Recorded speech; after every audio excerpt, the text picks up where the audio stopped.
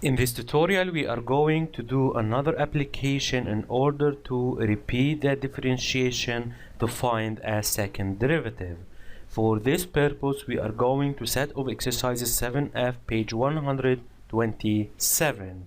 We will start with part or exercise 3.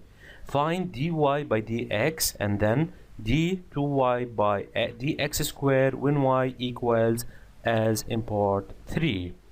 Let's look again into part 3.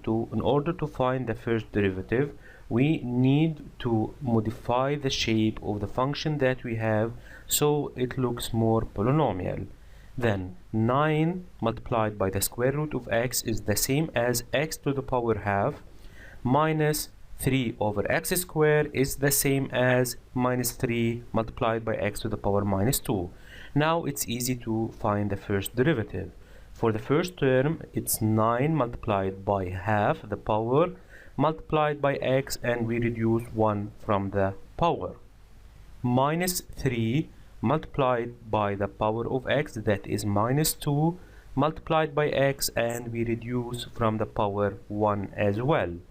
This is equal to 9 multiplied by half is 9 over 2 multiplied by x. 1 over 2 minus 1 is minus half, plus we can say minus 3 multiplied by minus 2 is plus 6 multiplied by x to the power minus 3.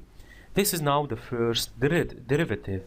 Let's do for the result of the first derivative another time or repeat the differentiation to find d2y by dx squared.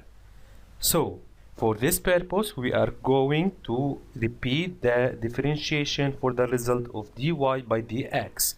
That is the same to say the differentiation for the first term of the first derivative is going to be 9 over 2 multiplied by the power that is minus half, and we reduce 1 from the power of x, plus 6 multiplied by minus 3 the power of x as well, and we reduce from the power of x minus 1.